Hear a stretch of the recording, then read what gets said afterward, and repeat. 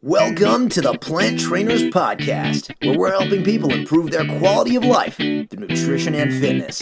And now, your hosts, nutrition and wellness coaches, international speakers, Adam and Shoshana Chaim. Hey, I'm Adam Chaim. And I'm Shoshana Chaim, and we are Propelled by Plants. Today we bring to you episode 216, Balancing Hormones with the Hormone Diva, Robyn Srigley. In today's episode of the Plant Trainers Podcast, we talked to Robyn Srigley, better known as the Hormone Diva.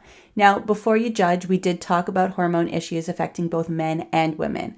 Although the talk was a tiny bit more heavily weighed towards women, we did make sure to throw in some really valuable tips for men to recognize when there's an imbalance and how they should approach the woman in their life about it when they're having an imbalance without getting your head chopped off.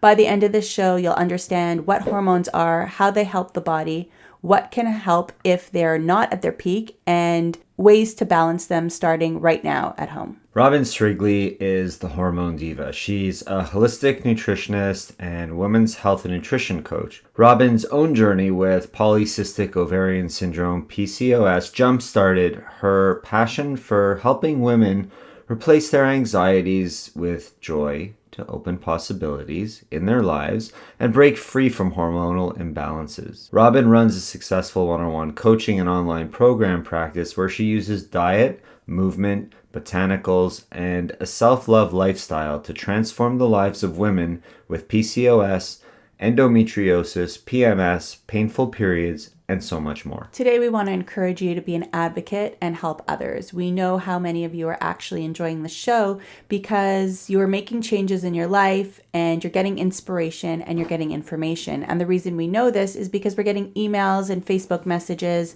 from so many of you.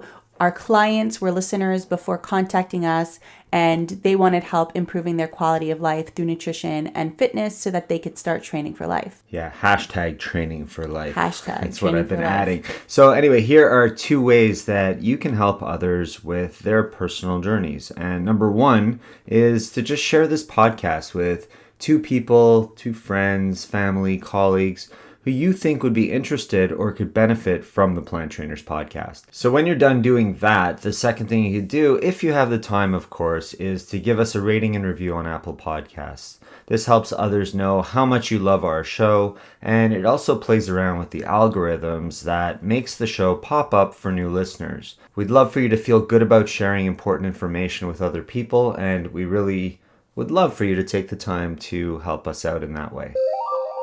And now for a moment of gratitude. Today, I'm grateful for our experience that we had at Toronto Veg Food Fest. For those of you who don't know, it is the biggest food fest in all of North America. It's huge.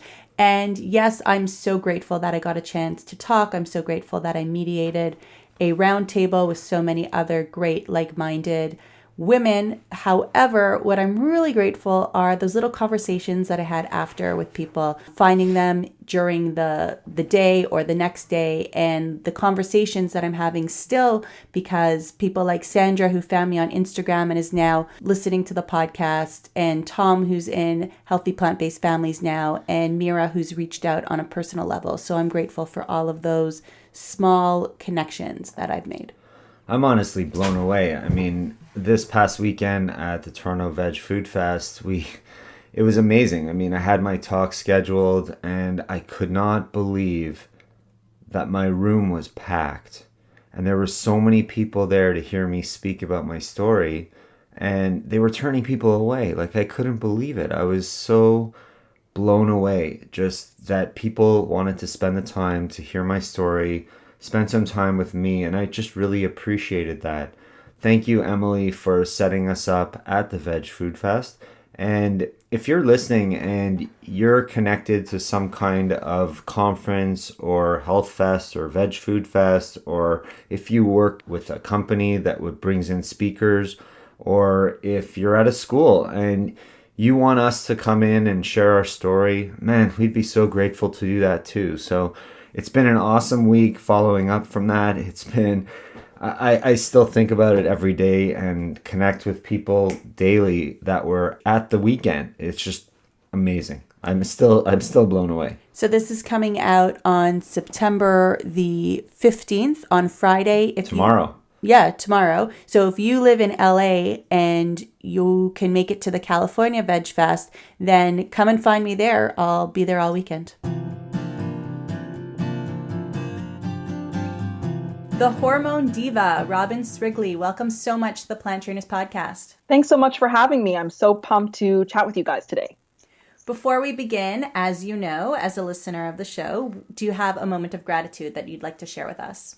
Absolutely. I love that you do this. I'm such a huge fan of gratitude on a daily basis. And I was trying to think today, what would I share? And I just, my gratitude today is that it's a super beautiful day outside, so sunny and warm and lovely. And I'm incredibly grateful that the way I've designed my life, it allows me to just pick up and leave and go for a walk in the sunshine whenever I want. And I definitely wouldn't trade that for anything. So I'm super grateful about that today. I love when I become even more grateful and I say, yes, I'm grateful I'm out for this walk. I'm grateful for the sunshine. And then I get even more specific and I say, I'm grateful that my legs can carry me. I'm grateful that I have shoes on my feet to protect the soles of my feet, or maybe not protect the soles of my feet. But, and we start to get so much more specific and find so much more abundance and love in there. I'm always grateful for finding gratitude that way. Absolutely. Definitely is a beautiful day. I just got back from a run. The cool breeze was flowing through my hair, and it was just a great day. Great to be outside. So I hear you on that.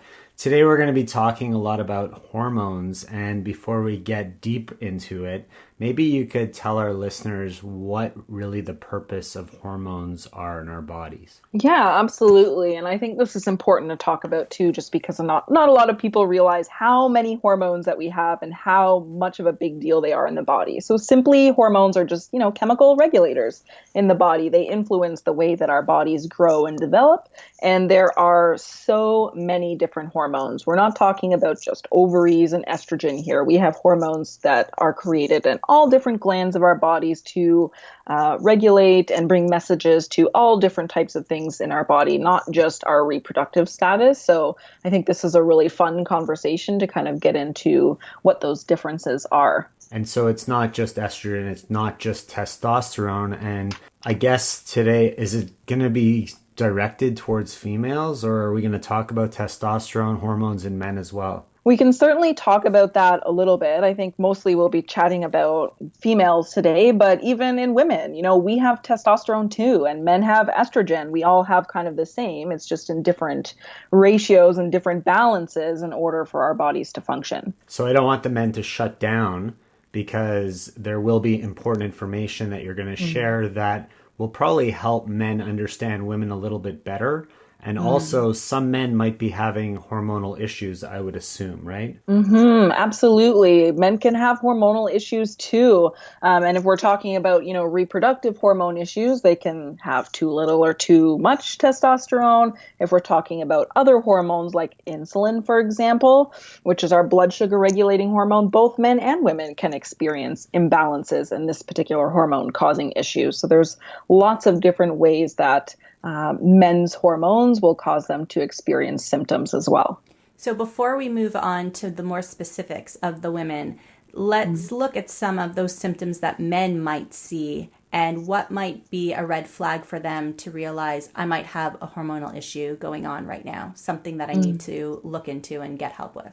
Absolutely. And interestingly enough, a lot of these are the same as women, but things like insomnia, so having a lot of sleep problems, maybe coming out of nowhere, you don't know why it's happening, low libido, especially as men start to age, they might experience this as their testosterone becomes out of balance. Acne is another one. It's much more common in adult women than men, but men experience it as well. Hair loss. If they're experiencing cravings, if they're having a lot of weight gain, a lot of men will gain weight right in the belly area, and that's a huge indicator of hormonal imbalance.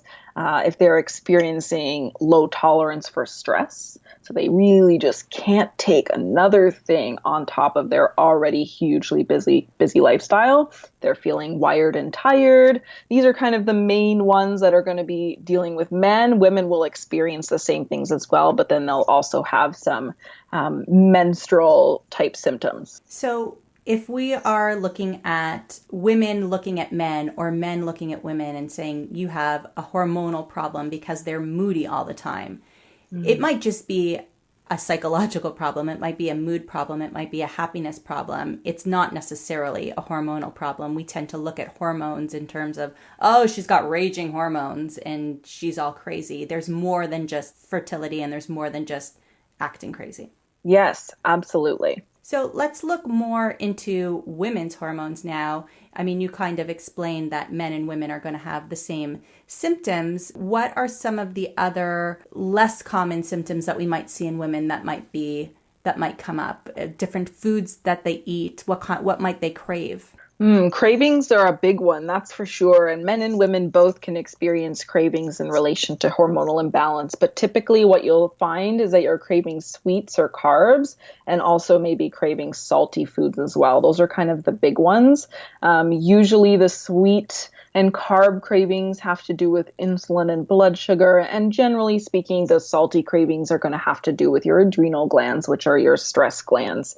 And that can be men or women. Women will tend to have these cravings be stronger, I find, prior to menstruation or during their period, when they might also be experiencing those mood swings that you were just speaking on, or cramps or heavy flow or PMS in general. You mentioned the adrenals, and I know that is something that there's a lot of talk about nowadays, especially in athletes. And I'm wondering if you could hit a little bit more on the adrenals and what they are and what we could do about balancing them a little bit better.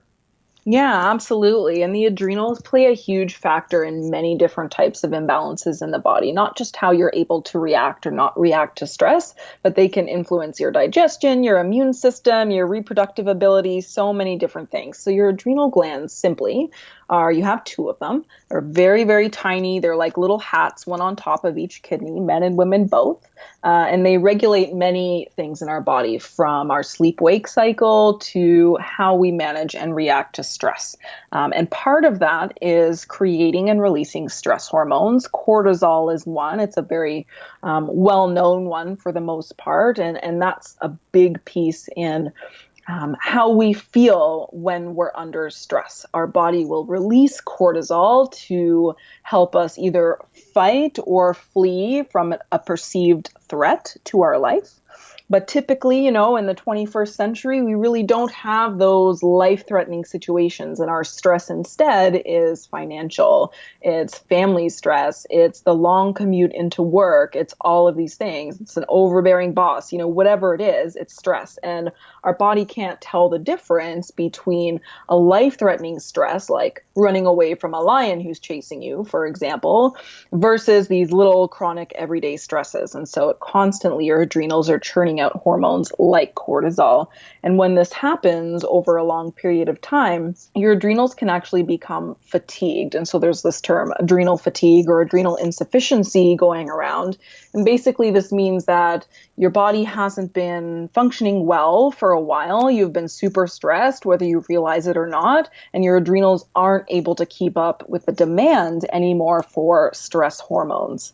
And so that's kind of how that all comes to be.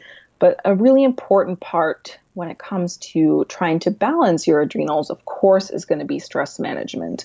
The less that you are internalizing every little thing, every little bump in the road, and the more that you're able to kind of shrug things off. And I know it's easier said than done, absolutely. But the more that you can kind of subtly try and work at this, the better it will be for your adrenals. And there's also, diet things involved. And I'm sure later on we'll kind of go into more detail about some of those diet things that are helpful for hormones in general and for the adrenals. I do want to talk about that later on, but right now I want to come back to the cortisol levels, because a lot of people will get their cortisol levels tested and they'll say that they have very high cortisol in the morning or their cortisol is too low in the morning. So, but they don't necessarily know how to navigate that. They don't necessarily know what that means. So can we explain to everybody how that can be damaging? Yes, absolutely. So first of all, if you're getting your cortisol tested through blood and you're getting it through your doctor and you're having it just done once, this is not an ideal way to look at what your cortisol levels are like because cortisol has a pattern throughout the day that shifts. So basically, it's supposed to be the highest first thing in the morning. This is part of your sleep-wake cycle. Cortisol helps to get you awake, essentially, get you out of bed in the morning. And so it should be quite high. And then it has a bit of a gradual decline. And then around lunch, early afternoon, it'll have more of a steep decline to where it's the lowest before you go to sleep so that you can actually fall asleep at night. And so ideally what you want is a saliva cortisol test that's going to test you at least 4 times throughout the day so you can see what your pattern is.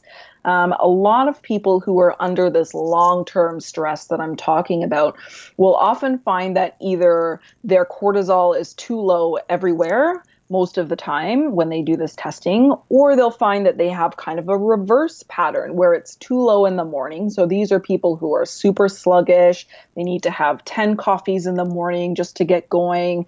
They eat a lot of sugar to keep going in the morning, and they're feeling really foggy in their brain and all of that. And then by the time the evening comes, after dinner up until, what would normally be bedtime, their cortisol is too high. And so they're feeling quite wired, even though they've been really tired all day and maybe they haven't slept well. They get this wired feeling at night because their cortisol is too high, and then they can't fall asleep, and it kind of repeats the cycle. So back when I had some severe symptoms of my PTSD, I know it was very hard all day long, but when I started to heal, it was really hard to get out of bed in the morning. And then come 9:30 at night, I would turn on and I would sit down at my computer and I'd be all rev and ready to go. And I'd be able to work all night until like 1 o'clock in the morning. And then, of course, I'd start the pattern all over again.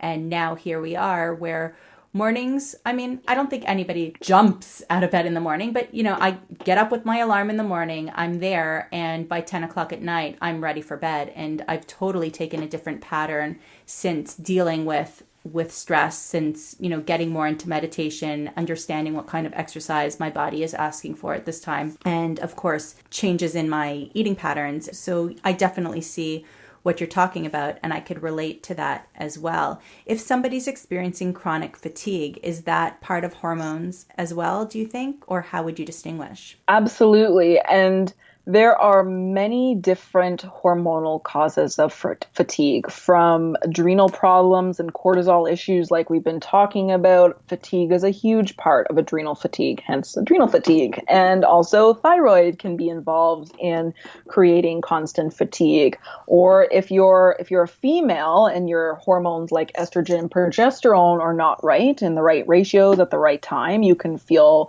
constant fatigue. If you are having insulin resistance issues, so we mentioned about insulin, the blood sugar regulating hormone, that can also cause fatigue. So fatigue can be a little bit tricky to try and find the root cause, as far as, is it the adrenals? Is it the thyroid? And to be honest, it's usually a combination of things. But it's still, regardless of what the root cause, many of the steps to improve that from the inside out, as far as natural methods, are the same, which is nice. So you mentioned thyroid. Can you explain to everybody what the thyroid is responsible for in the body? Yeah, absolutely. Like the adrenals, the thyroid has a lot of different functions in the body. It's a gland that's shaped almost like a butterfly on the front of our neck. And if you kind of palpate that area, you can even feel it. The thyroid is the seat of our metabolism in our body. So it really helps us to keep with a healthy weight, to keep us energized as well. So that's a lot of times why people with thyroid issues will experience fatigue and excessive weight gain, because we lose that metabolism. The thyroid also works with the adrenals to help you handle stress and to regulate sleep-wake cycle. So it's really important that they are able to communicate well together, the adrenals and thyroid. And there's lots of other functions, from, your immune system to how your menstrual cycle shows up if you're a female. There's lots and lots of different ways that your thyroid is helping out your body. So modern medicine is removing thyroid from a lot of women these days. In your practice, is that something that you ever recommend, or what can you do to prevent that situation from happening? Right. So a lot of unnecessary surgeries happening all the time, whether it's removal of thyroid, unnecessary hysterectomies in women. It's crazy. It's rampant. And it's definitely not going to be my first recommendation or first choice for someone. Unless, of course, they have something really life-threatening going on and there's no time to deal with it in another way, then by all means, that's what you need to do. Then you need to do that. But there's lots and lots of different natural methods that you can use to rebalance your thyroid in order to prevent that from happening. Thyroid is a little tricky, so I hesitate to give too many specific instructions on this podcast, just because there's a couple different variations of thyroid problems. And depending on which one you have, the way that you're going to use these natural methods to balance it out is very different. With so many different hormones that we're talking about, there must be so many different solutions or ways to deal with them or ways to balance them. Maybe you could walk us through a few of the different techniques or ways that people can start balancing their hormones a little bit better. Absolutely. And so, being a holistic nutritionist and a huge foodie, I'm going to start with food first because I think it's so important. I'm always telling my clients, you can't out-exercise a bad diet. You can't out-supplement a bad diet. You can't take so many medications just to, put a Band-Aid solution over your bad diet. It just doesn't work. You really, really have to start with the foods first to get really, really good results. And a big part of that, regardless of the hormonal imbalance, whether it's adrenals or thyroid or something with your ovaries, or if you're a man, it doesn't matter. One of the biggest pieces that you need to deal with as far as diet is having a blood sugar balancing diet. And to kind of give you an idea of how important this is, there's a bit of a running joke among a wellness business mastermind group that I'm a part of that if everyone were to balance their blood sugar, we would cure the world's problems, just because it is so, so important. And the biggest piece to balancing your blood sugar with diet is with fats. So really, really important to balance your hormones. For example, estrogen, progesterone, testosterone, and cortisol as well are all steroid hormones, which means that they're made from fat. Specifically, they use a lot of cholesterol to be made. So if you're not getting enough healthy sources of fats in your diet, your body's not going to be able to produce these hormones in the right amounts at the right times for the purpose that they need them. So fats are really, really key. And when I say fats, I'll give you some really good examples of healthy sources so that you know what to look for and what to include. So things like coconut in general. So, the coconut shreds, full fat coconut milk from a can, coconut oil is fantastic, olives and olive oil, really, really amazing, avocados and avocado oil, nuts and seeds of all different types, and then something called MCT oil or medium chain triglycerides, which is usually made from coconut oil. These are all good places to start. And you want to have 10 to 15 grams at least of fat with every single meal and snack. A lot of people will need more than that, but that's a really good kind of starting range for each meal every time you're eating. So I just wanted to say to the listeners who have heard lots of doctors come on and talk about low-fat diets and no oils that it depends where you are right now in your health journey. It depends on what's working great for your body. If you don't have any hormone issues and your main goal right now is weight loss, or your main goal is to eliminate all processed oils to make sure that, you're creating and hitting certain goals, then that's what's going to work for you. Just because you hear something necessarily on a podcast, it doesn't mean that you should go start, pouring olive oil all over your food. And if you need to work on your hormones, then you should definitely find somebody who can help guide you through this. And it really does depend where you are in your health journey and what goals that you're trying to achieve. Absolutely. That's a good point to make. So if we move on from food, are there other techniques that we could use in helping balance our hormones? Yes, absolutely. So there's lots of different lifestyle practices, as I like to call them. And then, of course, there's supplements. I don't want to touch too much on supplements just because that's very individual, and everybody might need something different depending on what they're dealing with. But as far as other lifestyle practices that can be really helpful in balancing your hormones, self-care and stress management is a huge part of what I teach all the time, regardless of the imbalance that you have going on, whether it's insulin, whether it's estrogen, whether it's testosterone, cortisol, it doesn't matter. Self-care and stress management are extremely key. And I want to mention too, you might hear on different podcasts, self-care, manage your stress, reduce your stress, go have a massage, go have a bath, light a candle, all these beautiful indulgent things. But sometimes self-care is not easy. It's not always those really relaxing, indulgent activities as much as we might like it to be.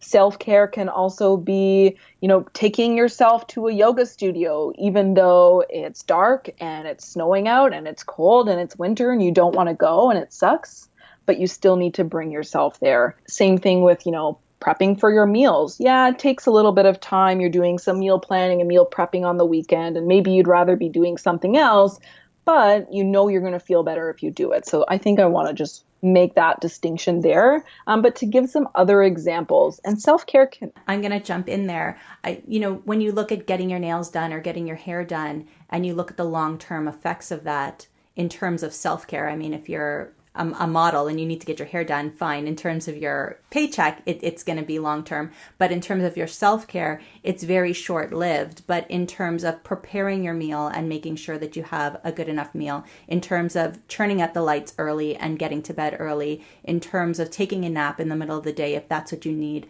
how that's going to affect your body, how that's going to affect your hormones, how that's going to affect your overall health is going to work much more long-term. And those are the kinds of self-care items that we're talking about. It's something that actually is caring for yourself as opposed to the aesthetics of it. Absolutely. So I think we're good on self-care then. The only other thing I was going to mention about that is really self-care and what helps you manage your stress is different for everyone. So I can say, reading a book and taking a bath really helps me, but it might not help someone else. So the idea here is just to find a couple of things that help you and to do them all the time, essentially, and really making that a non-negotiable in your life, having that time to yourself so that you can take care of yourself and so you can manage your stress in a healthy way. The other key things when it comes to balancing your hormones in terms of lifestyle practices is movement. So movement is different for everyone, whether you're going to a gym and you're working out with a trainer, whether you're going for a run, whether you're going for a walk like I did this morning, whether you're doing yoga, it doesn't matter. Whatever the movement is, it needs to be frequent and consistent, but we need to move our body. It really, really helps to move energy around. It helps to balance our blood sugar if we get into kind of the technical science part of it. It really helps with hormone production and keeping everything in balance. But not to mention that it just really helps us breathe. It just really gives us that time to be in our bodies. And I think that's super important as well. And if you can get outside to do it, even better. I know we were chatting before we started here about the beautiful day and how that can really make a big difference in how we feel. So I feel like getting outside for sunshine, not just for vitamin D, but because it feels good and it makes us feel better, and combining that with movement or play or stress management of some type will be really, really helpful in getting your hormones balanced. Let's talk for a minute about how exercise is also stress on the body and how our bodies only have a certain maximum amount of stress tolerance. So for somebody who's having hormonal issues or some kind of adrenal fatigue or thyroid issue, is high impact exercise necessarily going to help them overall? Possibly not.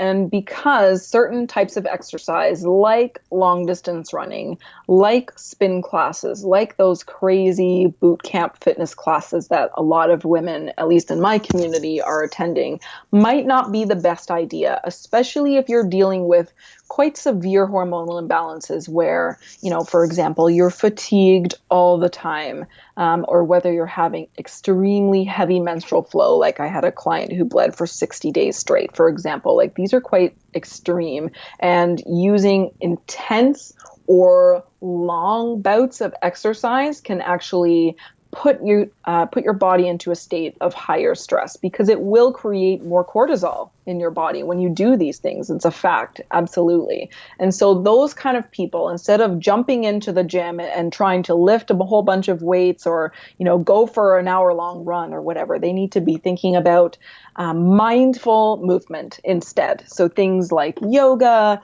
things like Pilates, like gentle walking or gentle bicycling, different things like that still get you moving, still get the blood flowing, but are not going to put the same level of stress on your body and are not going to deplete you to the point where you're creating or exacerbating hormonal imbalances. And then if somebody is having insomnia issues, then exercising at night or 8 o'clock at night, 9 o'clock at night is not going to help their issue, because that's going to get their cortisol levels up when natural cycles should be bringing it down. Yes, for the most part, that's absolutely true. I tend to recommend either exercising in the morning or sometime before dinner or early evening. But if you're within, 2-3 hours before bed and you're doing that long run, or you're going to that evening boot camp fitness class at 8 p.m. or something, then you likely will have a worse time trying to fall asleep. And even if you don't notice that right away, in the first several months of you doing this, over time, it could mess with your sleep-wake cycle and then create that whole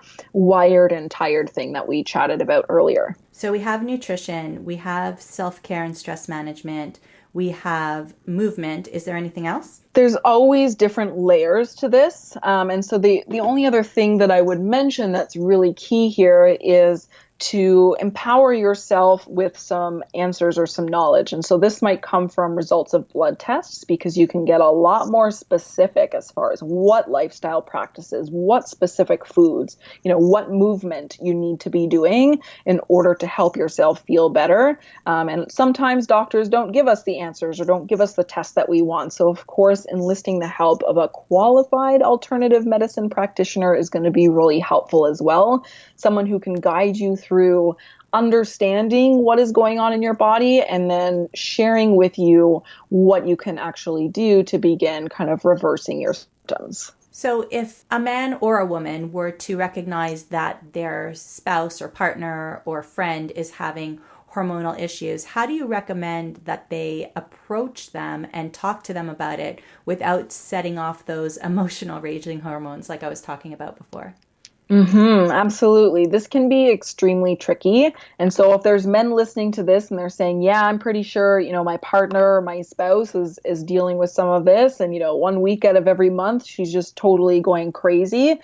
The time to talk to her about it is not when she's going crazy, because it will put her on the defensive.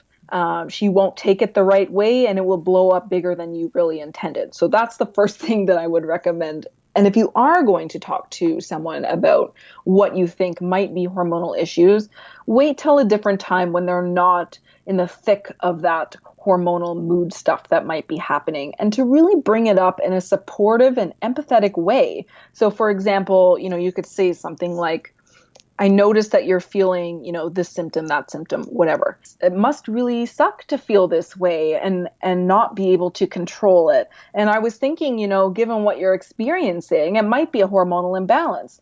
Is this something that you've thought of before? And how can I support you to figure this out and feel better? The idea here is really to look after her or his best interest, rather than saying that you don't like the way that they're acting because it pisses you off or anything like that. Really, it's important to be very compassionate, supportive, and empathetic when you kind of address this with someone else, so that they don't take it the wrong way and then create more problems. And then how do you recommend they go about seeking help? Well, the first thing I always recommend is going to your doctor. And as I said, a minute ago, you may or may not get the answers you're looking for. You may or may not get the support you're looking for. But the truth of the matter is, they're the ones who are able to order lab tests. They're the ones who are able to diagnose, versus someone like myself, a holistic nutritionist. I can't do that. I can definitely help you to reverse symptoms, but I cannot diagnose. I cannot order blood tests, for example. And so really going there is key to getting help and getting started. Going there, explaining your symptoms, seeing if they'll do anything about it. Will they do any tests? Will they look into it further? And then from there, let's say they do some tests and you get a diagnosis, and then you can kind of start researching or contacting someone who specializes in it from there. Otherwise, you can absolutely, after that, just go and check out some kind of alternative medicine practitioner that resonates with you. So whether it's a nutritionist, whether it's an acupuncturist, whether it's a naturopath, find someone who understands what you're feeling and can help you deal with it naturally if that's the course that you want to take. Earlier, we were talking about sleep a little bit, and it got me thinking about my kids and how their sleep patterns are different than the adults. And then I was thinking about the students that I teach in the high school, the teenagers, their sleep patterns are different too. And then I was thinking, well, their hormones are changing from when they're little through adolescence to adults. And we didn't really touch on the younger people. We talked about men and women. But I'm wondering if there are things that people listening need to know about their children growing and the hormones and the development of their hormones through the teenage years, and how parents should be maybe dealing with those situations if there's anything that comes up hormonally. That's a great question. I think we could definitely do a whole nother full episode on this because it is quite different than what adults experience. But I will say briefly, teenage girls, teenage boys, they are on a hormone roller coaster. Their body is just beginning to start much more heavily producing reproductive hormones like estrogen and testosterone that previously for many years it hadn't. And so this can create a lot of symptoms. So for example, in girls, you might notice that they're having really heavy periods and they're breaking out like crazy in acne. The guys get acne too. And maybe they are getting really moody and you're not sure how to deal with it. But this is a natural progression of the hormones as we go through the life cycle. And for teenage girls especially, it can almost put them into a temporary state of PCOS or Polycystic Ovarian Syndrome, where you have overproduction of certain hormones like testosterone, which creates these heavy and irregular cycles at first, and the acne that you might be experiencing. And then as they get older, closer to the end of their teens and their early 20s and things even out, if they're healthy, then those things will even out and kind of go away on their own. But, and as far as being aware and talking with your child, it's the same thing as if you were going to talk to, if you're a man and you were going to talk to your spouse about her hormonal, moodiness or whatever. Really important to be supportive, empathetic, compassionate when you're talking with your children, because not only do they not really understand what's going on, they don't have any control over it for the most part. And so just being there for them and saying, yeah, you know what, this really sucks.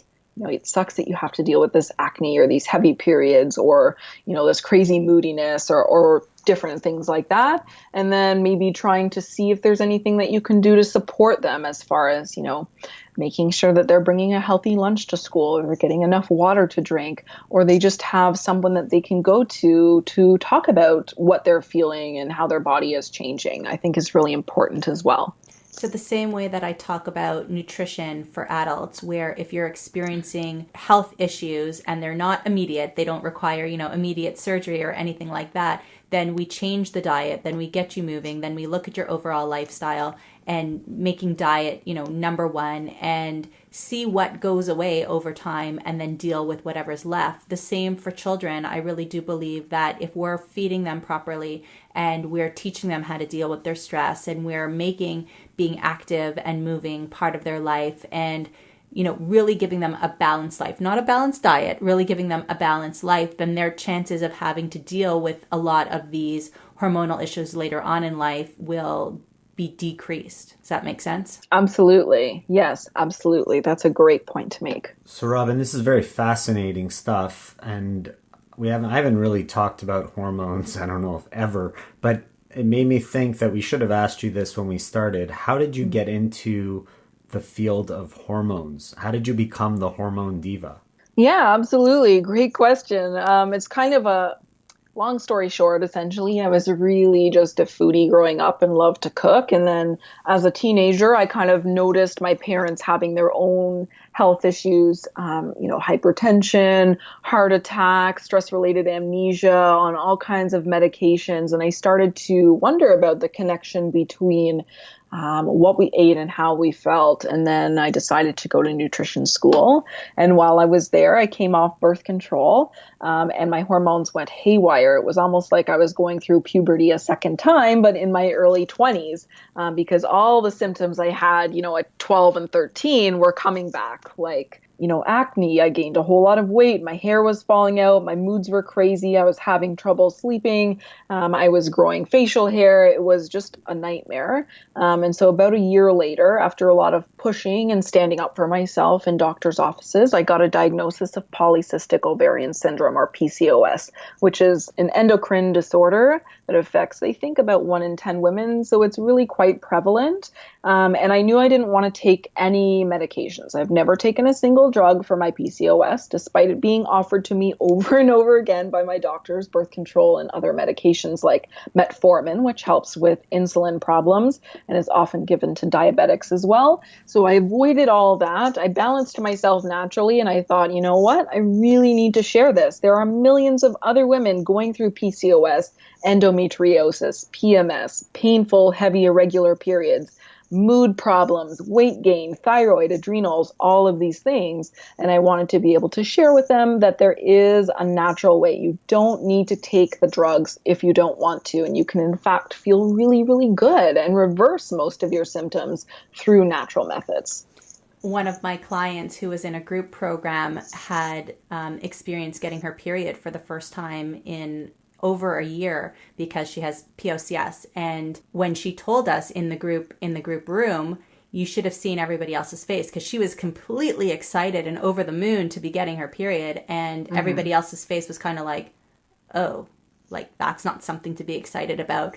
But it's really devastating to women to deal with those kinds of issues. And it's more than just your period. It was hope for her, right? There was hope that what we're doing together is definitely helping her and helping her thrive. And it was just so exciting to be able to share that with her. And I'm sure you see that a lot as well. Totally. And sometimes it's just really small changes and they'll start to see huge results. And I think that's where a lot of the motivation comes from too. You make a few small changes. Maybe you notice you have a little bit more energy. Maybe you get a period. Maybe you find that your skin clears up just a little bit, or whatever the case may be. And that really gives you the push that you need to keep going. So if anybody feels as if they are experiencing any hormonal issues, male, female, what actionable tips do you have for them to start with today?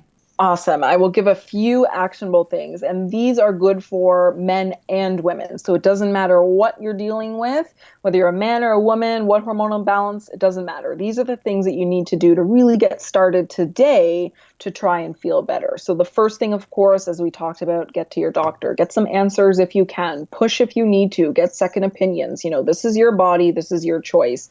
There's always going to be help out there, maybe better than what you're receiving already. The second thing that I would say is to start adding fats into your diet. So if you're someone who is able to do that and is not oil free for, whatever the reason is, if you're able to add fats in your diet, then I absolutely recommend you start doing that today, 10 to 15 grams at least, with every meal and snack. So that's like a tablespoon or two worth of fat, and that will really help to start making you feel better. Another actionable tip to get started is move your body. So if you're listening to this and you haven't moved your body yet today, go do something to move your body and try your best to stay consistent with that. And then the last thing I would say, that's really actionable is find a stress busting activity that you like and do it all the time. Make sure it's a non-negotiable in your life. Every Saturday morning you go to this yoga class at this time for this, for this long, whatever the case may be. It's got to be non-negotiable. And it's like self-care, do it like it's your job. It's something that's really, really important. So add fats today, move your body today, and do some kind of fun stress busting activity today as well. I think it would be fun to hear what people's stress busting activities are. So depending on where they're checking out these show notes, they could leave a comment or they can email us at info@planttrainers.com and let us know what their stress busting activity is. Let us know what their non-negotiable is and share that with us, and we can help them figure that out and help them figure out how they're going to make sure that it is a non-negotiable. Robyn, thanks so much for sharing those tips. I think they're very helpful to us listening, but I think it'll be helpful to a lot of listeners. If the listeners wanted to reach out and connect with you, where would you like them to find you? I would love for them to connect with me and find me on my website, which is thehormonediva.com. You can find lots of blog posts and freebies and more about me, and you can contact me through there. And then if you're someone who's been listening to this and you're feeling like I have a lot of those symptoms and they seem to fall under different categories, how do I, start to figure out what hormones might be out of balance? You can check out my hormone imbalance quiz on my website as well. It's thehormonediva.com/happy-hormones-quiz. And that'll really help you get going with what hormones might be out of balance and then what your next step is. And we'll link to your website and to that hormone quiz in our show notes at planttrainers.com so people could get it easily. We'd like to thank you so much for your time today. We're glad you had your walk before and that we weren't keeping you from your walk today. I know it's probably a non-negotiable for you.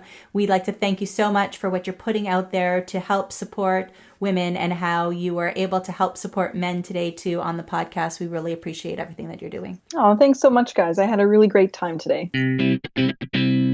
Thank you so much for listening to this edition of the Plant Trainers Podcast. Don't forget to subscribe on iTunes, Stitcher, Google Play, or any other podcast listening platforms. We appreciate the feedback we receive from you. Every time we get a 5-star rating or review on iTunes from one of our fans, it ensures other people will find us too. Thanks to our patrons. To become a patron, visit www.patreon.com/planttrainers. Even supporting us with $1 really makes a difference. Connect and follow us on Instagram and Twitter @PlantTrainers. Like Plant Trainers on Facebook, join our newsletter, and check out our website at www.planttrainers.com for awesome plant-based recipes and a list of our services. Email your questions to info@planttrainers.com so we can answer them on our upcoming Facebook Lives. We hope we've inspired you today. Join us again next time and have a healthy day.